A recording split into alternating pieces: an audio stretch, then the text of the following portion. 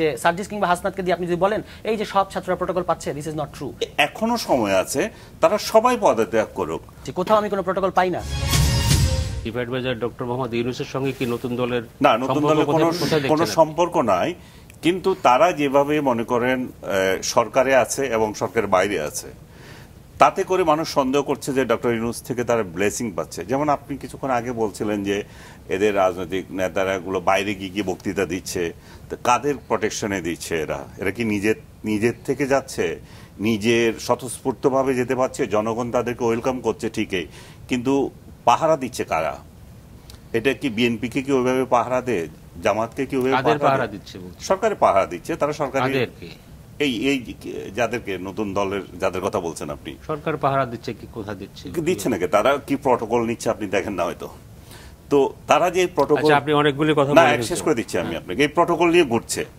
তো তাতে করে এখন আবার নতুন যেই রিপোর্টটা আসলো যে তাদের একজন পদত্যাগ করবেন, তো তাদের একজন যদি পদত্যাগ করে তাদের মাস্টার মাইন্ড আবার সরকারে রয়ে গেছে।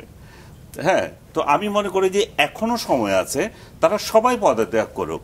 পদত্যাগ করে তারা যে যুদ্ধ, যে কজে তারা মানুষের যে একটা আকাঙ্ক্ষা, দলে চলে আসুক এবং একটা লড়াই করুক। এখানে আমরা দেখতে চাই যে তৃতীয় একটা শক্তি বাংলাদেশে দাঁড়াতে পারে কিনা। কিন্তু গভর্নমেন্ট হেল্প করছে না, একেবারে সত্য না। আমি তো কোনো প্রটোকল পাই না। আমি নরসিংদীতে যাই, আমার ওখানে আমার এলাকা, আমি সারা দেশে নরসিংদী, শ্রীমঙ্গল, কক্সবাজার, তারপর গাজীপুর, বিভিন্ন জায়গায় আমি কিন্তু সাংগঠনিক সফর করছি। কোথাও আমি কোনো প্রটোকল পাই না। বরং বহু জায়গায়, আমি আপনাকে শ্রীমঙ্গল উদাহরণ দিতে পারবো, যে সেখানে বিএনপির আশকারা এবং বিএনপির প্রেসারে ওখানকার ওসি আমাদের যারা সংগঠনে করছে তাদেরকে ভুয়া মামলা দেয়। যেমন ভুয়া মামলা মানে বিস্ফোরণ মামলা। শ্রীমঙ্গলে গত 20 বছর কোনো বিস্ফোরণ ঘটে নাই।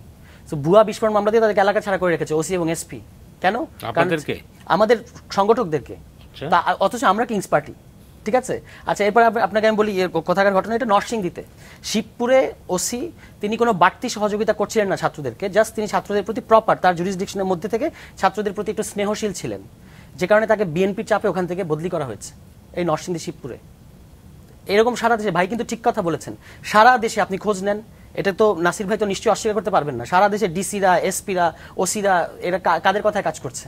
বিএনপি কথায়। কেন? না না, বিএনপি কেন কাজ করবে? কেন ভাই? এটা 100 বার করবে। কেন করবে জানেন? কারণ তারা ভাবছে কেন কাজ করবে? জামাতের কথা মতো সবকিছু চলবে। না, কথা জামাতের কথা থেকে আপনাদের কথাই শুনছে, আপনাদের না, আমাদের কথা শুনছে না, ছাত্রদের কথাই শুনছে, না, আমার কোনো কথা শুনছে না, সার্জিসের কথা শুনছে, জনাব আসিফের কথা শুনছে। আমি কোনো কল দিলে কোনো এসপি কল ধরবে না, কিন্তু আপনি কল দিলে এসপি কল ধরবে। আমার মোবাইলে কোনো এসপি নাম্বার নেই। চারটা জোবেশ, আমরা একটু চার কথা বলতে পারি। রাব্বি আসো, হ্যাঁ বলেন। না, বাট যেটা আমি বলতে চাচ্ছিলাম আর কি, কারণ এসপি, ডিসি, এদেরকে তো আমরা চিনি।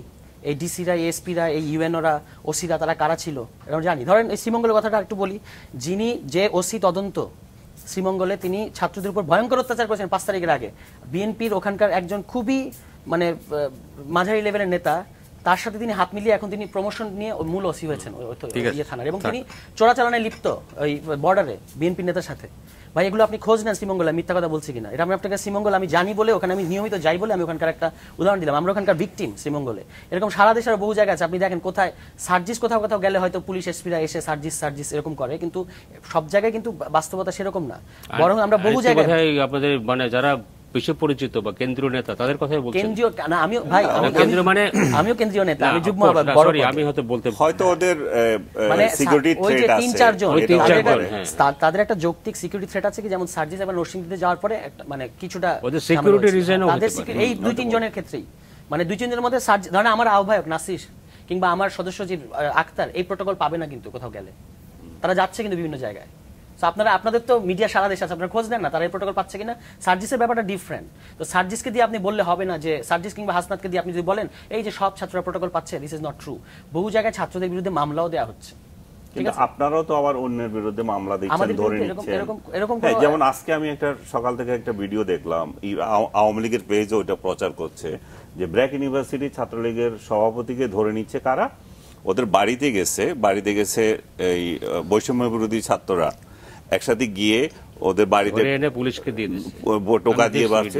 জাস্ট লাইক এই যে 14ই ডিসেম্বর যে স্টাইলে বের করে নিয়ে গেছে, ঠিক একই স্টাইলে বের করছে, তো আমার বন্ধু পরিচয় দিয়ে তার আত্মীয় স্বজনকে বলছে, তারপর নিয়ে যাচ্ছে। এটা কি আপনাদের দায়িত্ব? আচ্ছা, এটা আমি ঘটনাটা শুনি নাই এবং এটা হাইলি আনলাইকলি, কারণ বৈষম্যবিরোধী ছাত্র আন্দোলন এটা যদি আজকের ঘটনা হয়, এটা এতক্ষণে আমার কানে আসার কথা। এবং বৈষম্যবিরোধী ছাত্র আন্দোলনের নাম, বৈষম্যবিরোধী ছাত্র আন্দোলন আগে একটা আন্দোলনের প্ল্যাটফর্ম ছিল এবং সবাই এটার মধ্যে, সকল ছাত্র মানেই বৈষম্যবিরোধী ছাত্র আন্দোলন। এখন এটা একটা সাংগঠনিক চেহারা পেয়েছে, এখন কেউ এই নামটা ব্যবহার করছে কিনা সেটাও একটা প্রশ্ন থাকতে পারে। কিন্তু যদি এটা ঘটনা সত্যি হয়ে থাকে তাহলে অবশ্যই নিন্দনীয়, এটা তো তার জুরিসডিকশনের মধ্যে পড়ে না। যদি সে জানে যে ওখানে ছাত্রলীগের কোনো নেতা লুকিয়ে আছে বা কিছু, পুলিশকে জানাবে, সিম্পল। কিন্তু এটা একটা দুইটা এরকম ঘটনা থাকতে পারে, কিন্তু ওভারঅল আমরা কিন্তু সারা দেশে পুলিশের অসহযোগিতা পাচ্ছি। আমাদের কোনো অ্যাক্টিভ সহযোগিতা দরকার নেই, কিন্তু আকবরই অসহযোগিতা অনেক উদাহরণ আছে। ওকে, কিন্তু ওই যে আনিস যেটা বললো, ধরেন এর বাইরে তুষার ভাই যেটি বললেন সেটি হচ্ছে ওসি সরকারের কথা শুনছেন না, এটি খুব আমার কাছে খুব আশ্চর্যজনক মনে হচ্ছে যে সরকারের কথা শুনবে না এরকম বিষয়। এটা বলি নাই তো আমি। তাহলে কি বলছেন? আমি বলছি ছাত্রদের কথা কেন শুনতে হবে, সরকারের কথা শুনতে বলি নাই। আমি বলেছি একটু যদি আপনি খেয়াল করেন, আমি বলেছি যে আমাদের কোনো আগ বাড়িয়ে কোনো সহযোগিতা দরকার নেই, কিন্তু অনেক ক্ষেত্রে আগ বাড়িয়ে অসহযোগিতা করা হচ্ছে, আমাদেরকে একটা প্রতিকূল পরিস্থিতি তৈরি করা হচ্ছে আমাদের জন্য। সেটা বলেছি। আমরা যেটি মনে করছি এরকম, উনি যে অভিযোগ করেছেন আর কি, এটি সত্য মিথ্যা আমাদের কাছে আসেনি, এরকম হওয়ার কোনো উপায় ছিল না, মানে হওয়ার কথা না।